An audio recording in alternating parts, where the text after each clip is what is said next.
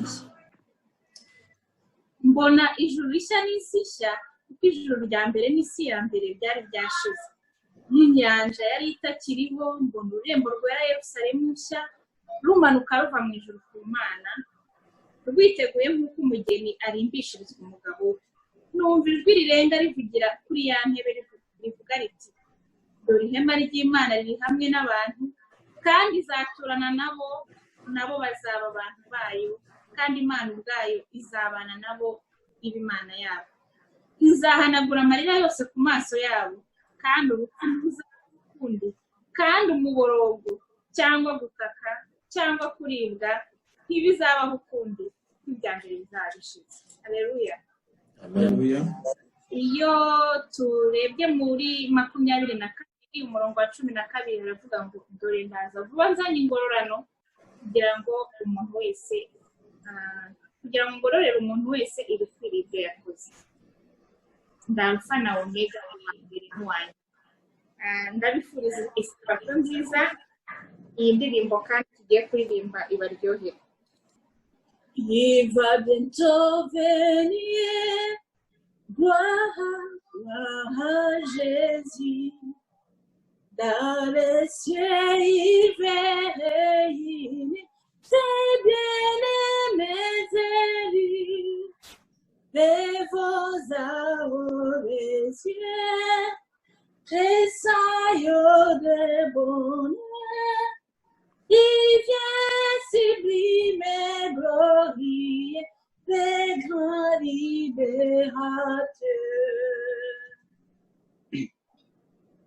Il va bientôt venir, gloire à Jésus. Toutes nos douleurs vont finir, les marnes seront pris, la mort disparaîtra à la voix du Sauveur, car pour toujours il reviendra, le grand libérateur.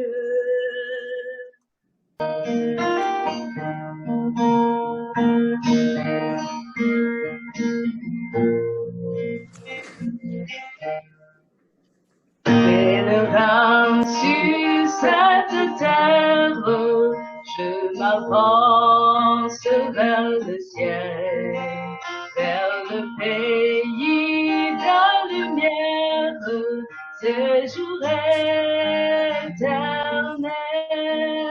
Ici d'un ennemi sans nombre, je me vois environné. Ma route souvent est sombre, mais je suis aimé. Aimé du plus tendre Père qui m'a conduit en chemin et dirigé ma carrière par sa sûre-main. Pendant l'épreuve et l'orage, dans l'angoisse et la douleur, sa voix me dit, prends courage, je suis ton sauveur. Turabana b'Imana tugize umuryango umwe, dufatanye urunana rw'abera. Inde waduhangara umwanzi wacu ninde, turanganijwe imbere na Yesu.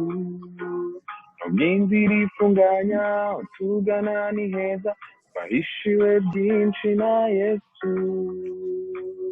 Nta kizadutanya turi umwe. Ari mu zindi ntama zazimiriye kure, nimuze tujye kuzishaka. Tugende mu mahanga twigisha abatuye, twemere tubabatize. Ubutumwa bwigishwe hirya no hino ku isi, maze umukiza agaruke. Nta kizadutanya turi umwe oya ntamugira iki nta n'umuheburayo nta mugaragu nta mukoresha abera birabura abera b'umuhondo amabara batumana imigabane y'isi mu biganza bya yesu turi umuryango w'imana nta kizadutanya turi umwe muri uyu mwanya w'amaturo niko kugarurira imana kimwe cya cumi kugira ngo Pendant ce moment de retourner les dîmes à l'Éternel, kugira ngo dusomere hamwe amagambo yanditse muri proverbe igice cya gatatu. Haranditse ngo ndasoma mu gifaransa ngo honore l'éternel avec tes biens et avec les prémices de tout ton revenu, alors tes greniers seront remplis d'abondance et tes cures regorgeront de mou. Ngerageje gusobanura mu kinyarwanda bavuga ngo shima uwiteka mu byo yaguhaye byose kugira ngo ubone imigisha irenzeho ibigega byawe byuzure maze byuzuzwe n'imigisha y'Imana n'ibikorwa byawe bihabwa umugisha.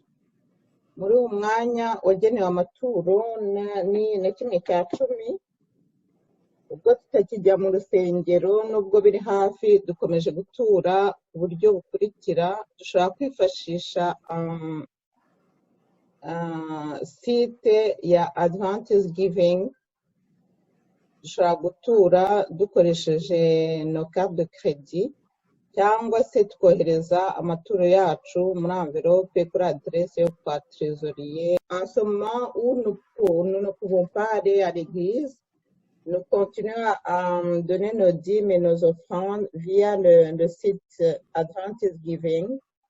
Nous pourrions aussi envoyer nos dîmes et nos offrandes en enveloppe sous l'adresse de notre trésorier Samuel Nteziryayo, et tout en attendant de revenir à l'église. Reka mbere y'uko dukora ibyo twasabwe kugira ngo dushobore gutura, reka dusenge. Turagushimiye data wa twese uri mu ijuru, tugushimiye uburinzi bwawe, tugushimiye ibyo uduha buri munsi, ntabwo tubimerita ariko nyagasani utwemerera ko tuzi imbere y'ubwiza bwawe. Turakwinginze ngo utubabarire amakosa yacu, amazina yacu yongere yandikwe mu gitabo cy'ubugingo. Komeza utwibutse nyagasani ko tugomba kugarura icya cumi ndetse n'amaturo kugira ngo tugushimire ibyo uduha byose. By'umwihariko nyagasani tuzi ko twaremewe kugira ngo tuguhimbaze. Turakwinginze ngo niyo tutagira icyo dutanga kubera ubushobozi buke, turakwinginze mu mitima yacu nyagasani ihora ikubonereye ibituro nyagasani, kirutaho mu masengesho yacu ndetse mu ndirimbo zacu bibe ibyo kuguhimbaza iteka ryose. Tugusabye rero muri uyu munsi ngo ukomeze uduhire, uduhe amahoro yawe, ufashe abantu bose barishobora gutanga ndetse n'abatabishobore, kugira ngo twese hamwe uduhe imigisha yawe. Tugusabye mu izina rya Yesu.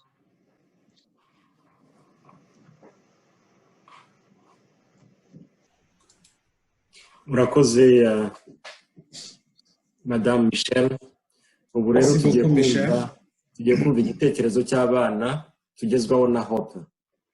Nous allons donc écouter l'histoire des enfants qui nous est présentée par Hope. Donc, bonjour. Bonjour.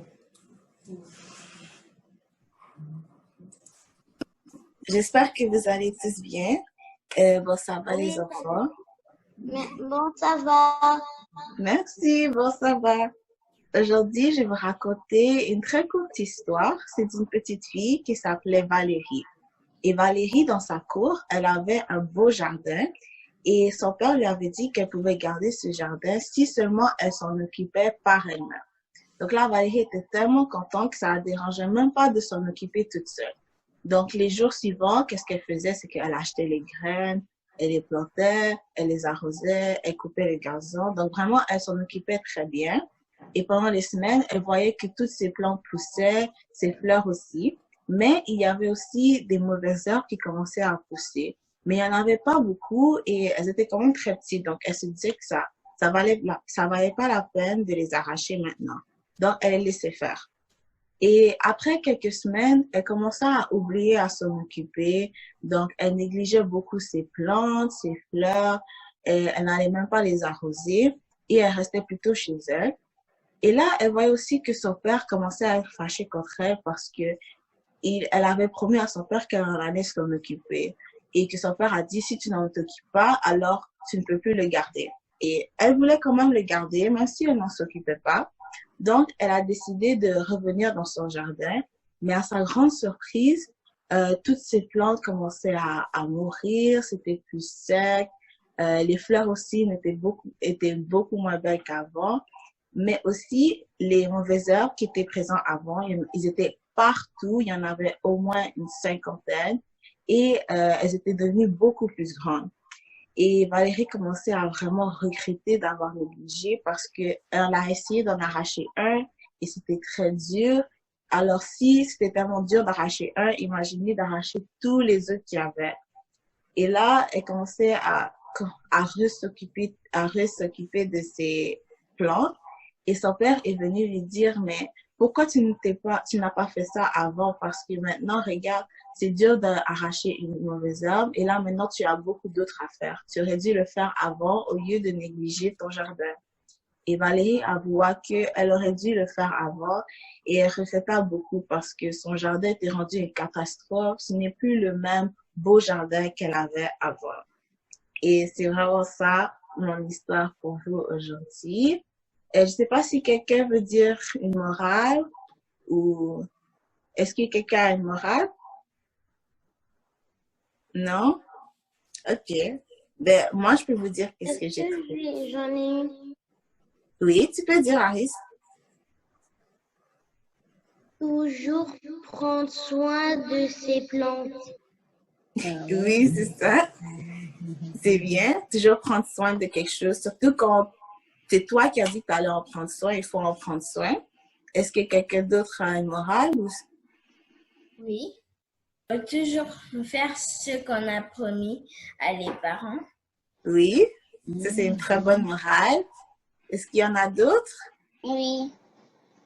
Oui, tu peux dire? Il faut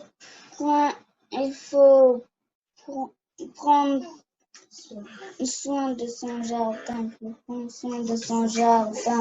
Ben, merci pour avoir participé tout le monde. Mais moi, je peux vous dire qu'est-ce que j'ai trouvé. C'est la même chose que vous. Il faut obéir à ses parents aussi. Quand on nous dit de faire quelque chose, il faut le faire, surtout si tu as promis. Mais aussi, on peut comparer les mauvaises herbes avec des mauvaises habitudes que nous pouvons avoir. Donc, parfois, on voit qu'on commence à faire des choses trop souvent et ces choses, parfois, peuvent être mauvaises. Et donc, on peut remplacer ces mauvaises choses avec des bonnes choses à la place et ne pas laisser des mauvaises habitudes envahir notre cœur, comme Valérie a laissé les mauvaises herbes envahir son jardin, mais plutôt remplacer avec des bonnes actions et des bonnes œuvres à faire. Et comme ça, c'est beaucoup mieux pour notre cœur et ça plaît beaucoup plus à Jésus. Et j'ai même un verset qui explique beaucoup plus la morale. Et c'est dans Galates 6, versets 9 et 10, qui dit « Ne nous lassons pas de faire le bien, car nous moissonnerons au temps convenable si nous ne nous relâchons pas. Ainsi donc, pendant que nous avons l'occasion, pratiquons le bien envers tous et surtout envers les frères en la foi. »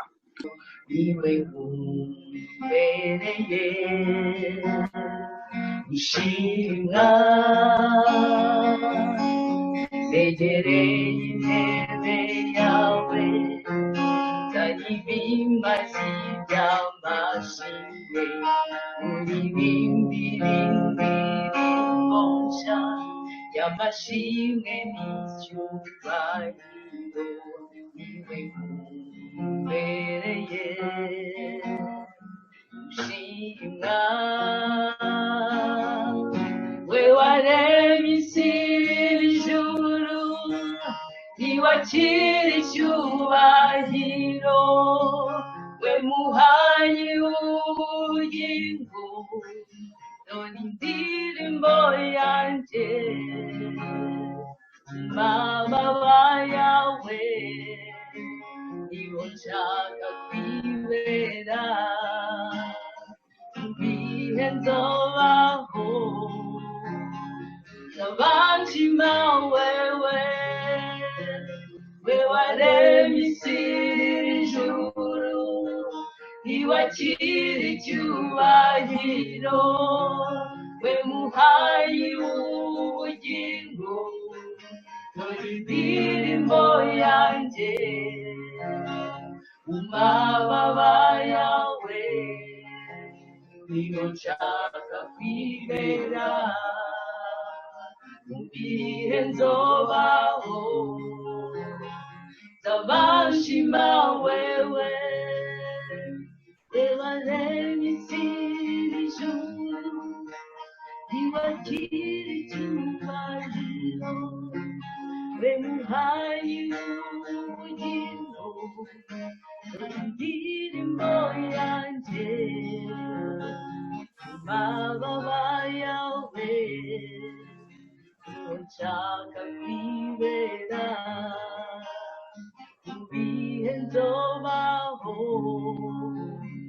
ndabanshima wewe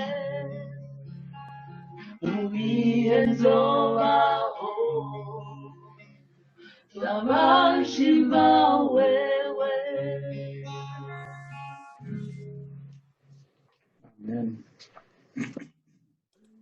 Amen, amen. Murakoze Unity of Christ ku ndirimbo nziza mumaze kuririmba. Merci Unity of Christ pour ces beaux chants que vous venez de chanter. Ubu rero tukaba tugeze muri wa mwanya mwiza, umwanya watuzanye wo kumva ijambo ry'Imana. C'est donc le bon moment spécial pour écouter la parole de Dieu. Uyu munsi rero tukaba dufite amahirwe yo kuba turi kumwe n'umushyitsi. Donc nous sommes avec un invité. Uwo mushyitsi rero ni Pasteur Jules Wassa Sineus. Donc l'invité s'appelle Pasteur Jules Wassa Sineus. Tubabarire niba izina rye turisomye neza ni Wassa Sineus. Donc Jules Wassa Sineus, il nous excusera si nous n'avons pas bien prononcé son nom. Nkuko muba mwabiketse akomoka mu gihugu cya Haïti. Comme donc vous l'avez peut-être deviné, il nous vient du pays d'Haïti. Akaba amaze igihe gito ageze muri Canada. Ça fait un peu de temps qu'il est arrivé au Canada. Ubu akaba asengera ku itorero rya La Fontaine. Donc présentement, il est à l'église de La Fontaine. Tukaba rero dufite amahirwe yo kumubona uyu munsi. Donc nous avons le privilège d'être avec lui ce matin. Mboneyeho no kwakira abandi bakomeje kwiyongera ku murongo. Il nous fait plaisir également d'accueillir ceux qui se sont joints dans notre groupe. Tukaba tunejejwe kuba turi kumwe n'umuvandimwe wacu ndetse umuhungu w'ururembo Claudel. Nous sommes vraiment très très heureux d'être avec Claudel qui est donc notre frère et puis un fils de Lurembo. Turamwakiriye buriya gahunda nirangira saa 5 ntaze kuducika ahagume tuze kumusuhuza. Donc nous l'accueillons et donc après le kit de 11h qui ne parte pas, que nous puissions donc avoir le privilège de pouvoir l'accueillir. Noneho rero Pasteur Jules ntabwo ari connecté kuri video, araza kutubwiriza ari ku murongo wa telefone. Parce que Jules n'est pas, donc vous ne le verrez pas sur vidéo, il va être au téléphone. Ubu rero tukaba tumuhaye umwanya. Donc c'est le moment qu'on nous donnons à Pasteur Jules pour pouvoir prêcher. Nyagasani akomeze kutugira neza. Et donc Dieu puisse continuer à nous protéger, à nous aider. Pasteur Jules, umwanya n'uwanyu. Pasteur Jules, c'est votre moment. Merci. Murakoze cyane. Nous sommes bien heureux d'être avec vous. Turishimye cyane kuba turi kumwe namwe. Pour ensemble étudier, méditer sur la parole de Dieu. Kugira ngo twese hamwe dushobore kwiga ijambo ry'Imana. Faisons une courte prière. reka dusenge tugore isengesho ritoya. Remercié sois-tu, tendre Père, pour ce heureux privilège de s'adresser en ton Saint-Nom. Veuille nous parler toi-même. Et ton Fils, ton serviteur, trouve grâce à tes yeux d'être entre tes mains, ton instrument selon ta sainte volonté. Au nom de Jésus. Amen. Amen. Amen. Amen. Chers et frères bien-aimés, chers amis, inshuti bakundwa rero muri kumwe natwe, vous tous qui nous écoutez ce matin, mwese muri kutwumva muri iki gitondo, j'ai l'insigne honneur de vous parler au nom de l'Éternel notre Dieu. mfite rwose amahirwe yo kuganira namwe muri iki gitondo izina ry'Imana. L'église Uru-Rambo, je vous salue dans le précieux nom de notre Seigneur Jésus-Christ. ndasuhuza itorero ry'ururembo mu izina rya Yesu Kristo. Amen. Amen. Tantôt, je vous ai fait lire un texte que vous connaissez tous. Nigeze kubasomera isomo muzi neza mwese, C'est Jean chapitre 4, versets 7 et 14. muri Yohana igice cya 4 chapitre 4 kuva ku murongo wa 11 kugeza ku wa 14. Et normalement, cette histoire, c'est une histoire bien connue du monde chrétien. Ni igitekerezo kizwi rwose ku bakristo benshi.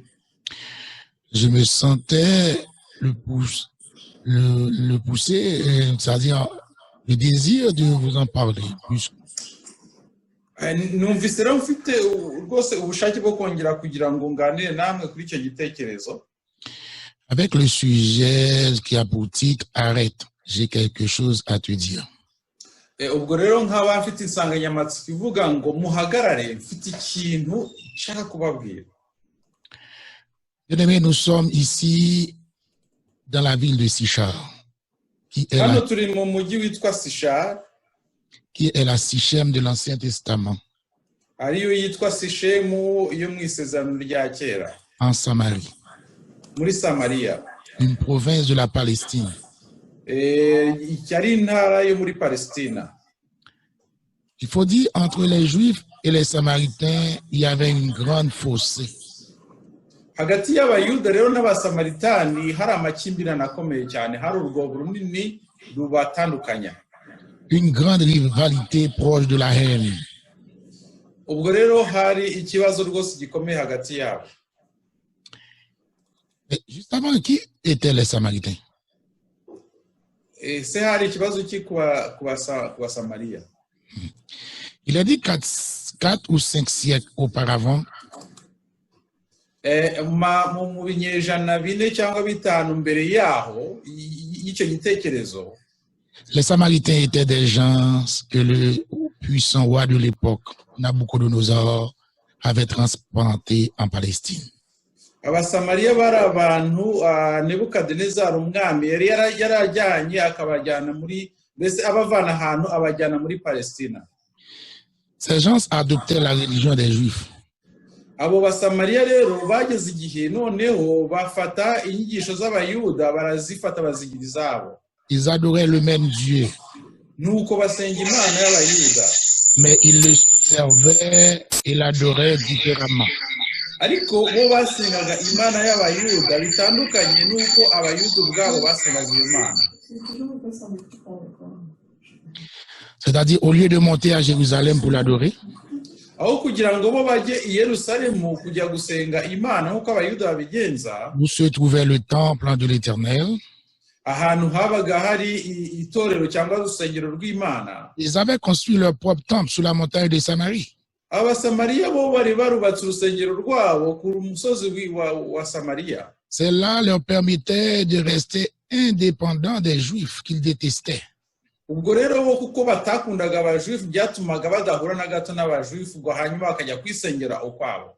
Puisqu'il y avait une haine héréditaire, culturelle, raciale, au point que pour un Juif, quand le plus court chemin pour aller d'un endroit à un autre passait par la Samarie, hari ikibazo cyane cy'amoko gishingiye ku moko kutumvikana kuri abo moko abiri ku buryo umuyuda kugira ngo ashobore kunyura mu kirorero cy'abasamariya il n'hésitait pas à faire un détour pour ne pas passer chez ces gens. niyo yabaga afite inzira ngufi yo kugera aho yagombaga kugera aho kugira ngo anyure aho abasamariya batuye, umuyuda we yashobora gufata inzira ndende kugira ngo ashobore kugira ahajya aho kugira ngo ahure n'abasamariya. Et nous voyons que Jésus, qui a commencé son ministère en Judée, turasanga Yesu watangiye rero ubutumwa bwe mu bayuda, il quitte cette terre des Juifs pour retourner en Galilée. ubwo rero yashobora kunyura mu bayuda kugira ngo asubire i Galilaya. Ce que ce chapitre 2 du livre Jean nous annonce lors des noces de Cana. ubwo rero nicyo igice cya kabiri cya Yohana kitubwira ku byerekeranye n'umunsi habaye ubukwe i Kana. Alors il va prêcher cette bonne nouvelle à tous ceux qui voudront l'entendre et la recevoir. Yesu ariko yagiye ayigisha ku bantu bose bari kumva ubutumwa bwe. Pour se rendre en Galilée, il lui fallait traverser la Samarie. kugira ngo ajye hari i Galilaya habaye ubukwe, we yagomba kunyura muri Samariya, agomba kunyura muri Samariya. Jean chapitre 4 verset 4. umurongo wa igice cya 4 cya Yohana 4. Il y avait beaucoup de normes ethniques, culturelles, religieuses qui séparaient Jésus et une femme de la Samarie. hari ikibazo gikomeye cyane cy'umuco ndetse n'amoko cyatandukanyaga cyane Yesu n'abasamariya. Mais Jésus est au-dessus de toute barrière douanière, raciale, culturelle, politique et religieuse. ariko Yesu yararenze hejuru ibyerekeranye n'amoko na politike ndetse n'imico yari hari icyo gihe aho yari atuye. Et c'est ainsi qu'il se trouvait au bord du puits et de Jacob. nuko nguko rero Yesu yageze ku iriba rya Yakobo ryari muri Samariya. Et étant se retrouvé là, igihe rero Yesu yarageze aho ngaho muri Samariya, il a vu venir une femme de la Samarie. yabonye umugore rwose wamwegereye. Et Jésus va entreprendre cette dame. rero hanyuma Yesu abonye uwo mugore atangira kumuvugisha. Donne-moi à boire. mpa amazi yo kunywa. Oui, donne-moi à boire. mpa amazi rwose yo kunywa. Et étant rempli d'un sentiment d'antipathie, ubwo rero igihe yari afite umutima mbese wo kudashima cyangwa wo kutagira wo kudashima cyangwa se wo kutabarira. Ce sentiment raciste, encore tellement répandu dans le monde aujourd'hui, ubwo umuco w'amoko w'ivangura ry'amoko kunenana kw'amoko wari icyo gihe wari uhari muri icyo gihe Yesu yarari ku isi. Et cette dame a regardé Jésus dans un coin intérieurement avec beaucoup de mépris. uwo mugore yabonye Yesu rwose amurebesha amaso y'agasuzuguro ndetse no kumunena nawe yo kutamushaka kumwegera. Étant donné que la demande était tellement pertinente, kubera yuko rero ugusaba kwa Yesu kwari ugusaba gukomeye cyane, elle va retenir cette femme. ubwo icyo gihe noneho ariko uwo mugore yagerageza kumva ibyo Yesu amusaba. Donne-moi à boire. aravuga ati mpa amazi rwose yo kunywa. Oh, chrétiens bien-aimés, sœurs et frères, nshuti bavandimwe nkunda, j'ai le privilège de vous dire, quelle que soit votre position contre la volonté de Dieu, uko mwaba mumeze kose icyo mwaba muri cyose ku buntu bw'Imana, le Seigneur a mille et mille façons de vous retenir et de vous arrêter. Imana yakoresheje uburyo bwose kugira ngo ibahagarike maze ibabwire ngo muhagarare. Arrête au pécheur, arrête. Hagarara munyabyaha, hagarara munyabyaha. Il est sombre le chemin où tu vas baissant la tête. inzira irijimye aho ushobora kubika umutwe. N'osant penser à ta fin.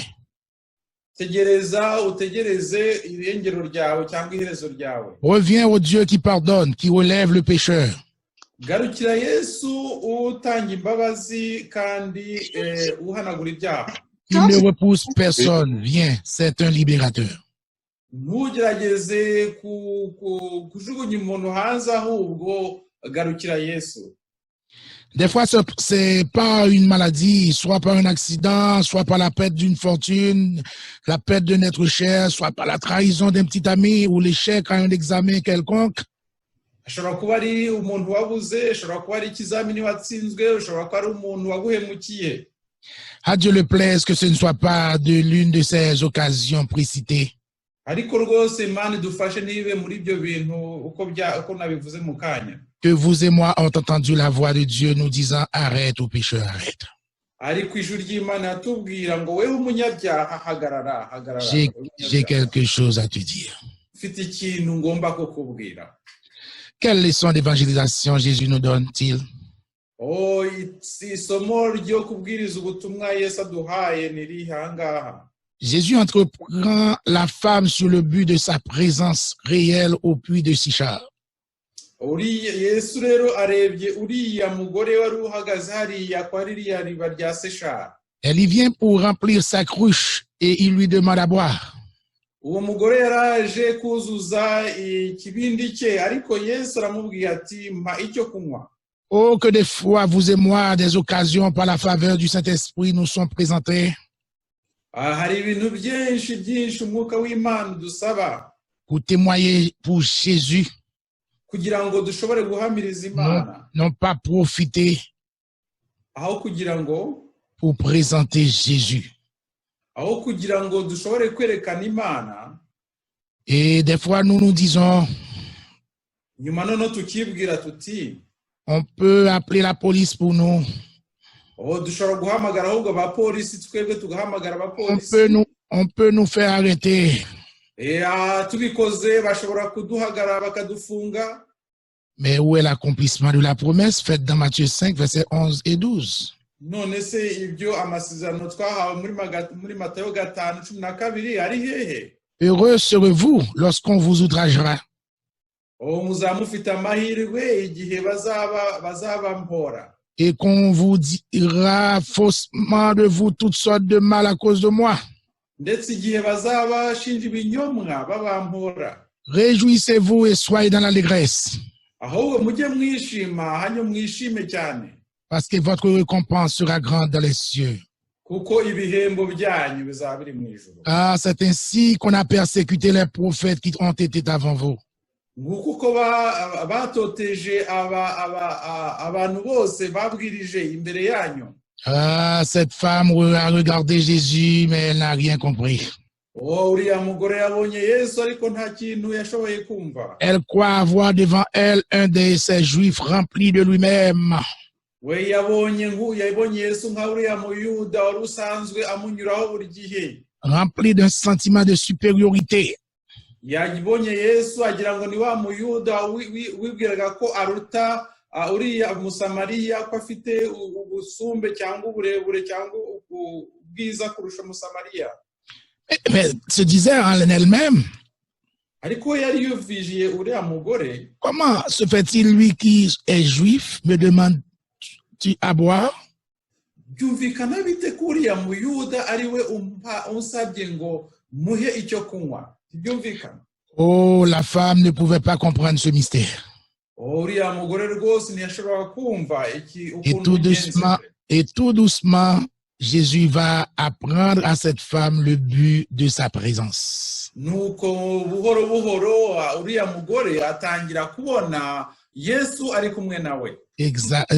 lisons cela dans Jean 4, verset 10. Si tu connaissais le don de Dieu,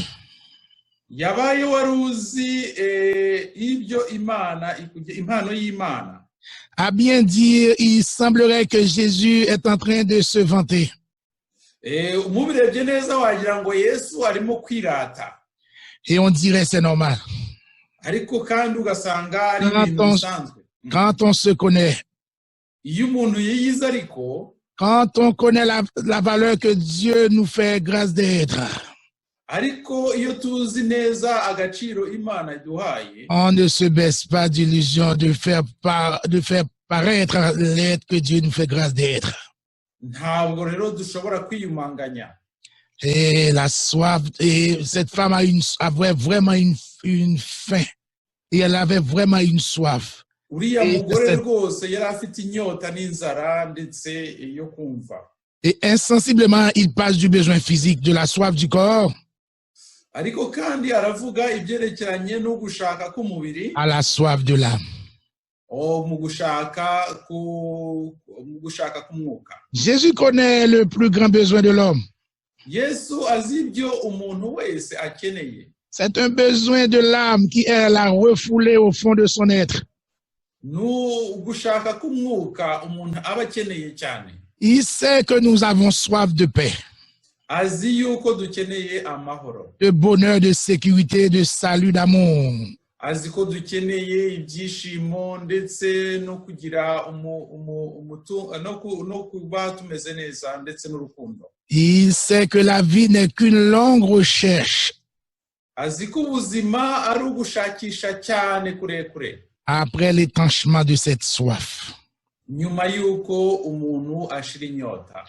Car dans tout homme, Ariko kuri buri muntu wese, voyons-nous, Dieu a mis le goût de lui-même.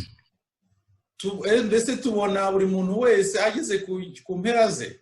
Il y a dans notre cœur une place que l'infini de Dieu seul peut remplir. Hari ahantu mu mutima yacu Imana yonyine ishobora kuzuza. Ce qu'a dit Pascal, dans le cœur de tout homme, il y a un vide qui a la forme de Dieu.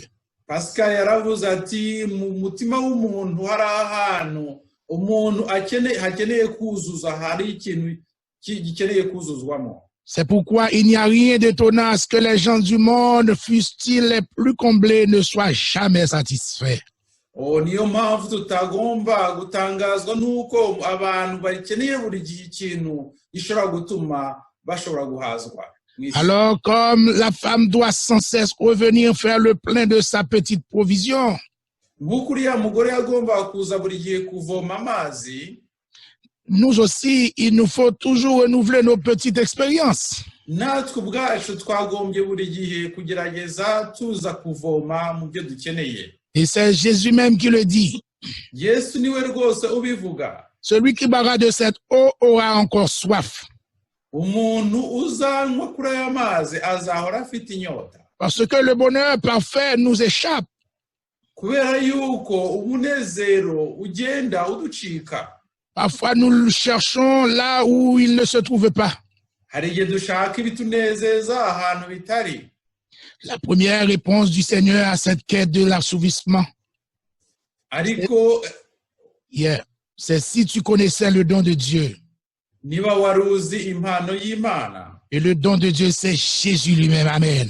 Ariko impano y'Imana ni Yesu Kristo. Amen. Dans Jean 3, verset 16, il est dit, Muri Yohana 3:16 biranditse car ngo, Dieu a tant aimé le monde, kuko Imana yakunze abari mu isi cyane, il a donné son Fils unique, yatanze umwana wayo w'ikinege, afin que quiconque croit en lui ne périsse point, ariko ng'umwizera wese atarimbuka, et qu'il ait la vie éternelle. Amen. ngo ahubwo ahabwe ubugingo buhoraho. Amen. Dans Jean 4, verset 14, Jésus disait, Yohana 4:14 Yesu aravuze ati, oh, ce don deviendra une source qui jaillira jusque dans la vie éternelle. ariko amazi nzamuha ntazagira inyota rwose iteka ryose. C'est-à-dire la fin d'une vie terne. Inyuma y'ubuzima bwacu, Le début de la vraie vie, de la vie éternelle. niyo ntangiro y'ubuzima buhoraho iteka ryose. Et malgré tous ces dires, la femme n'arrive pas encore à comprendre le mystère de ce don. Ariko byavuzwe byose uriya mugore nawe yashobora kumva rwose ibitangaza by'ubuzima. Le voile du matérialisme l'empêche de comprendre. kubera gushakisha ibintu bifatika ubutunzi byatumye adashobora kumva ibyo Yesu ari kumubwira. Elle a répondu au Seigneur, tu n'as rien pour puiser, le puits est profond. Nuko aramubwira ati ariko rwose iri riba riri hasi cyane ntabwo byoroshye gufuzana amazi. Et c'est vrai, le Seigneur n'a jamais eu rien pour satisfaire les hommes dans le péché. Ariko nibyo koko ntabwo Imana ifite ibyo guhaza abantu mu gihe bari mu byaha. Pour plaire à leur ambition. Kugira ngo bashobore kugira ku byo abantu bifuza. Pour satisfaire leur passion et leur jouissance charnelle. Kugira ngo abantu binezeze ku by'imibiri. Vous et moi qui avons encore notre cruche. Abantu bose bagifite ibibindi byo kuvomesha. Que nous portons tantôt depuis 50 ans, 30 ans, 20 ans, 10 ans, 5 ans, 1 an à l'église. Tukaba tumaze imyaka 5, 10, 20, 50 mu itorero. En ce sabbat matin, Jésus nous invite à saisir le don de Dieu. Ariko muri iki gitondo Imana iradusaba gufata Il est seul capable de nous transporter hors du péché. Kuko niwe wenyine ushobora kudukura mu byaha. Parce que Jésus ne peut pas nous sauver dans le péché. Kuko Yesu ntabwo ashobora kudukiza igihe turi mu byaha. Mais il peut nous sauver du péché. Ariko ashobora kudukiza ibyaha. En déposant notre cruche. Mu gihe rero ashyize ikibindi cyacu hasi. Et en saisissant le don de Dieu. Fait à Jésus-Christ de Nazareth. Au verset 15, nous voyons cette femme demande au Seigneur de lui donner cette eau.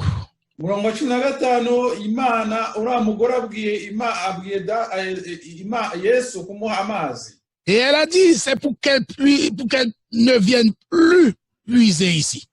Nuko aramubwira ati ndifuza amazi ku buryo ntazagira inyota kandi sinzagaruke kuvoma hano kuko ari kure. Sans doute, nous comprenons que cette femme connaissait bien l'Ancien Testament.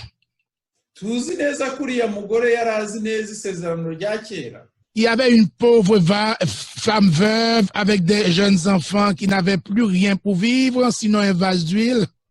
Hari umukecuru wari ufite umwana ariko wari ubuze ibintu byo kurya. Quasi vide avait reçu la visite du prophète Élisée. Oh, yabonye isurwa ry'umuhanuzi Elisa. Et un miracle permanent s'est produit. Nuko icyo gihe habaye igitangaza gitangaje. Et c'est peut-être ça qu'elle a en tête. Ashobora kuba aribyo yatekerezaga. En disant, Seigneur, donne-moi cette eau afin que je ne vienne plus puiser ici. La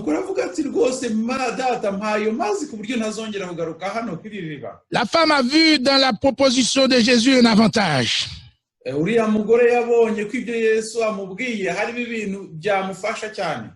de ne plus avoir à affronter l'opinion publique. C'est-à-dire de pouvoir continuer tout à son gré, sa mauvaise vie en toute tranquillité d'esprit. La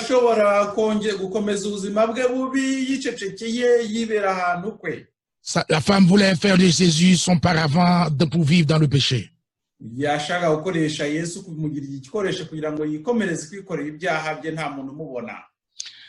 Bien-aimés sœurs et frères, chers amis. Au verset 16, Jésus va apprendre à la femme c'est quoi le don de Dieu. Amen. C'est celui que ni chair ne peut tromper. Celui qui connaît notre profondeur. Celui qui connaît nos pensées. Va, appelle ton mari et viens ici.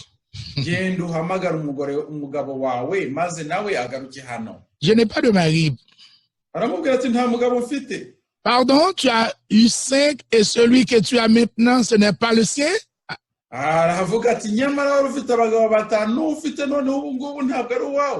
Ceci, Jésus dit, tu as dit vrai. Oh, le Seigneur met le doigt sur la plaie de sa vie. Oui, le Seigneur a mis le doigt sur la plaie de sa vie. En réalité, le besoin de la femme n'était pas celui de ne plus venir chercher de l'eau. ikibazo uriya mugore yari afite ntabwo ari ukuvuga ngo ntiyashaka kugaruka kuvoma amazi. C'était la soif de sentir au fond de son âme le pardon de Dieu. Kwari ugushaka ukubabarirwa mu mutima we. Et la force de rompre avec une vie de péché et de désordre. Ndetse yashakaga rwose kugira ngo atandukane n'icyaha cyari kimurimo. Il y a un mystère dans le récit, bien-aimé. Hari ikintu gitangaje muri iki gitekerezo. C'est qu'au fond de cette femme, il y avait une soif d'eau vive. Kubera yuko mu mutima w'uyu mugore hari harimo inyota yo gukira burundu. Qui rejoint celle de Jésus. Amen. Ari iyo nyota Yesu nawe yari afite. Celui qui désaltère le cœur abattu. Wa muntu ukiza inyota umutima ushegeshwe. La soif de cette femme exprimée au verset 15, disant,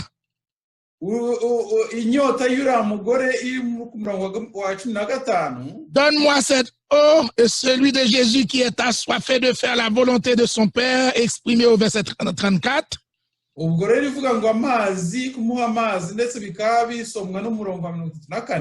D'où le jaillissement de l'eau vive.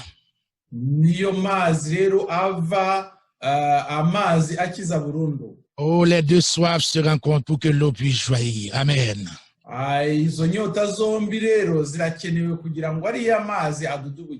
Alléluia. Alléluia. Ah oui, Jésus a la soif de nous sauver du péché. Ce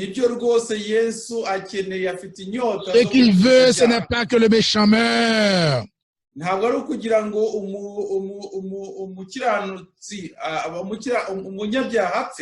Mais c'est qu'il se détourne de ses mauvaises voies et qu'il ait la vie éternelle. Chrétiens bien-aimés, chers amis, à l'instar de cette femme de Samarie, demandons à Jésus cette eau, afin que nous n'aurions plus à avoir soif. Il faut dire que le psalmiste David lui aussi connaissait ce besoin, cette soif. Au psaume 42, David s'écria en ces termes. Mon âme a soif de Dieu, du Dieu vivant. Amen.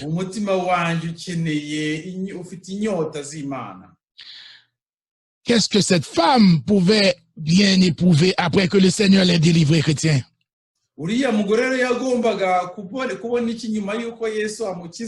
Dans Psaume 32, verset 2-3, David nous dit,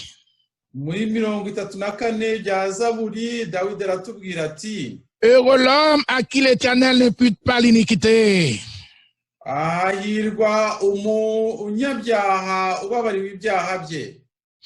Oui, et que les péchés qui n'ont pas été confessés, chrétiens, les péchés qui n'ont pas été pardonnés, Jésus est celui qui est capable de nous les délivrer et de nous délivrer de tous ces péchés. Oui, le pardon divin est obligatoire pour accéder à la vie éternelle. Il est dit, sans la sanctification, personne ne verra le Seigneur. Oh, maintenant que le péché est ôté, la question du salut est primordiale.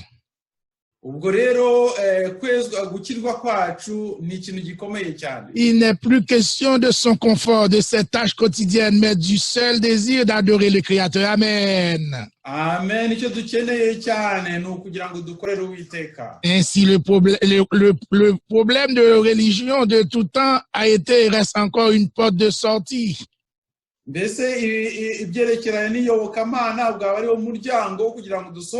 Pour tous ceux qui ne connaissent pas le nom de Dieu. Cette femme qui était une adoratrice parce qu'elle parlait à Jésus nous dit, et elle a dit,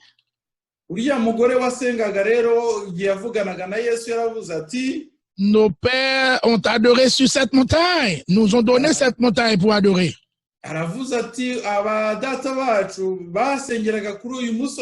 Et vous nous dites d'aller adorer à Jérusalem. ariko mwebwe abayuda muratubwira ngo tujye gusengera i Yerusalemu. Voyez-vous, chrétiens bien-aimés, Abakristo nshuti dukunda, tout en étant dans l'église, igihe turi mu rusengero, cette femme vivait encore dans le péché. ariko yari mu rusengero kandi ari umunyabyaha. On se demande quelle adoratrice, quelle adoration. Ubu turibaza rero mbese uriya yasengaga ate? Des gens qui sont de mauvaise vie qui viennent à l'église pour adorer. Abantu bakora abanyabyaha baza ariko gusenga. Quelle adoration, quel adorateur, quel culte. Mbese uriya mugore rwose yari umusenzi ate, yasengaga ate? Voyons, Jésus n'a pas dit à la femme que toutes les religions sont bonnes. Ntabwo Yesu yabwiye uriya mugore ko amadini yose ari meza, et que tous les chemins mènent à Rome. ko ndetse inzira zose zigenda ziganisha i Roma. Mais il lui dit que le salut vient des Juifs. Ntabambwiye ko gukizwa bivuye mu Bayuda. En d'autres termes, le salut vient des adorateurs du sabbat. Amen. Aravuga ati rero gukizwa kuva mu bantu basenga ku isabato. Des vrais adorateurs, ceux qui l'adorent en esprit et en vérité. Abantu basenga mu mwuka ndetse no mu kuri.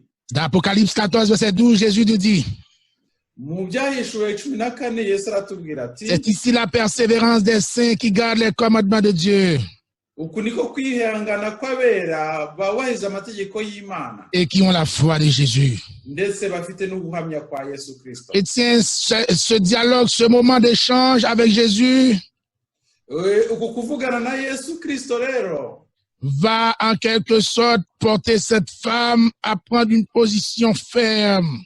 Kuratuma uriya mugore ashobora kugira ubuhamya bukomeye ndetse afate igitekerezo gihamye. Dans cette conversation, il était question de deux personnes. Mu gihe bavuganaga hari abantu babiri bagendaga bavugana. Parce qu'il est des fois, chrétiens, vous et moi, nous avons besoin d'un moment de tête-à-tête personnel avec Jésus. Ariko twe nk'abakristo hari igihe tuba dukeneye kuvugana turi babiri turebana. Un moment où il ne doit y avoir aucune tierce. Igihe rwose tutagomba kugira umuntu wa gatatu duhagaze hagati, ahubwo tugomba kuvugana turi babiri babiri. Ce n'était pas sans raison que les disciples n'y étaient pas à ce moment. Ce n'était pas sans raison. Abigishwa ba Yesu wenda batari bahari icyo gihe. Parce que ce moment de tête-à-tête de la femme avec Jésus, c'était le moment idéal. Uwo mwanya ari mwiza guha kuba uwo mugore avugana na Yesu umuntu ku wundi.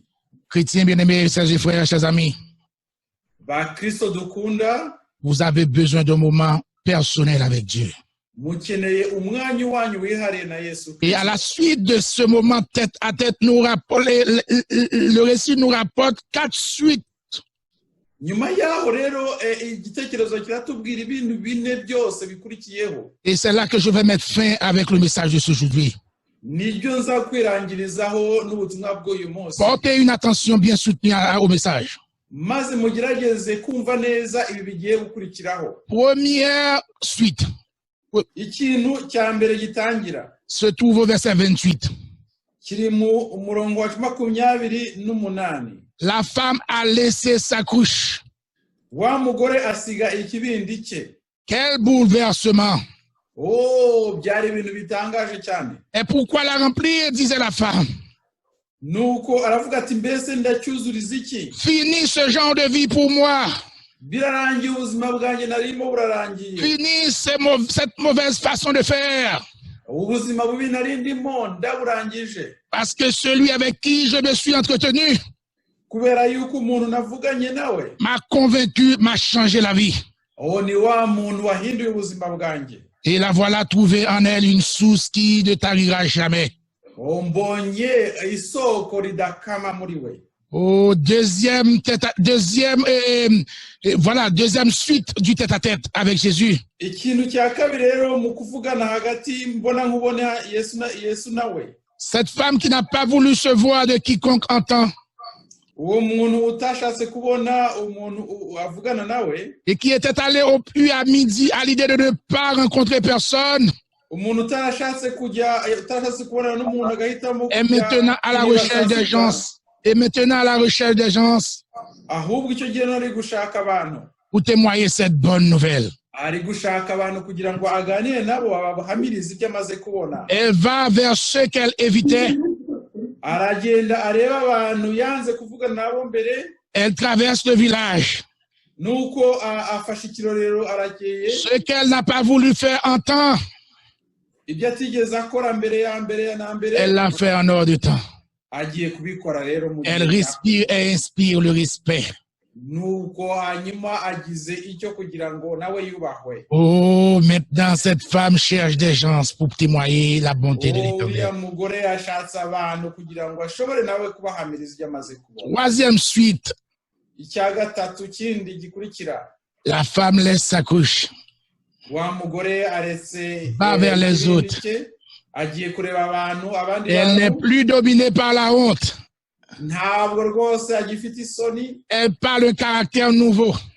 Ahubwo agize imico misha. Lui fait dominer la situation. Arahindutse cyane maze imico misha imitekerereze misha yinjiye mu mutima we.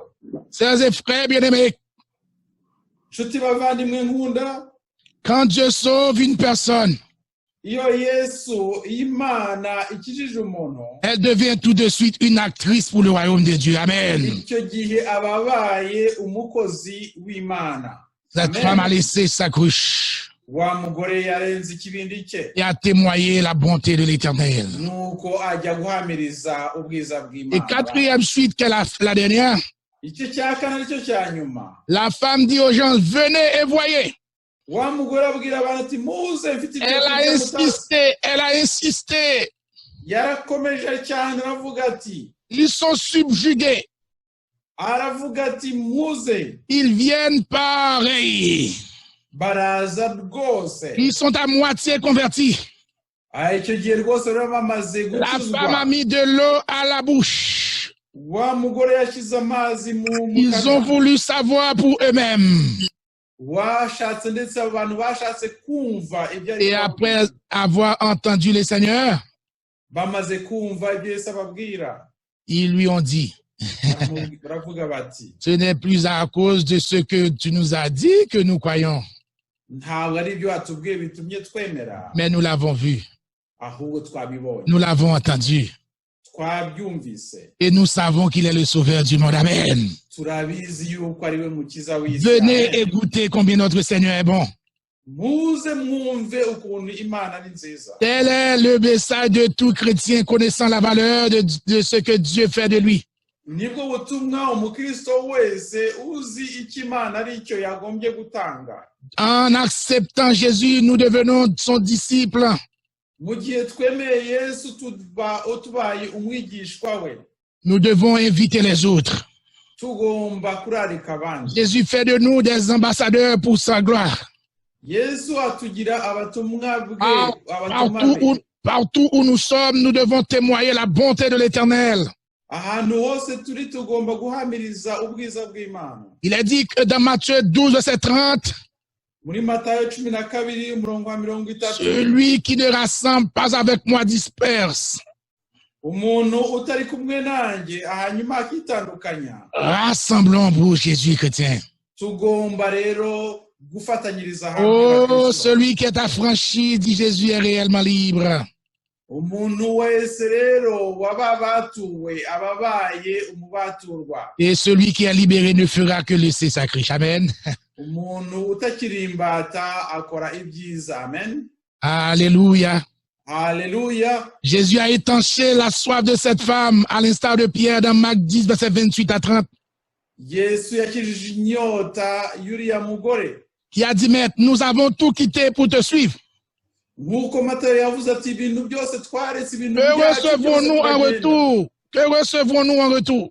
None ko twagukurikiye tugata ibintu byacu, twe tuzaronka iki? Et Jésus qui est riche en dons de Dieu nous dit, nuko Yesu ufite ibintu byose aratubwira ati, il nous donnera la vie éternelle, azaduha ubugingo buhoraho, l'eau vivante, amazi y'ubugingo, et que nous disposerons désormais ayo mazi no tuzagira de la source d'eau vive intérieure.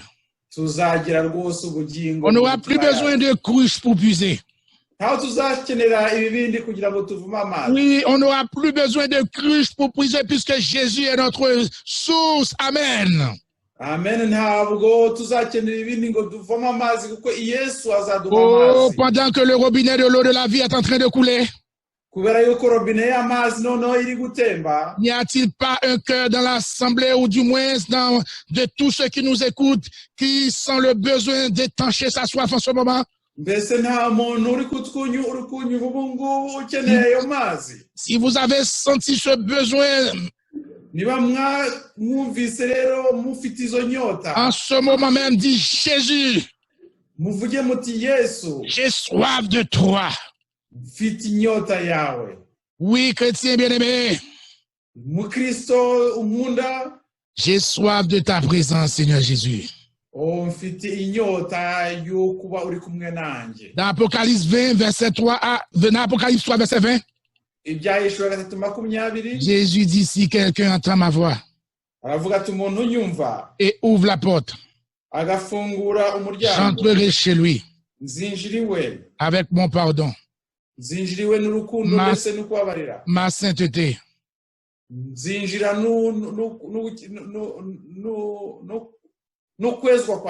mes perfections. J'entrerai chez lui avec le ciel, avec la vie éternelle. La porte de nos cœurs s'ouvre en ce moment et que Jésus rentre pour nous étancher la soif de la vie éternelle. C'est là ma prière pour vous et pour moi. Amen. Amen. Amen. Amen. Amen. Amen.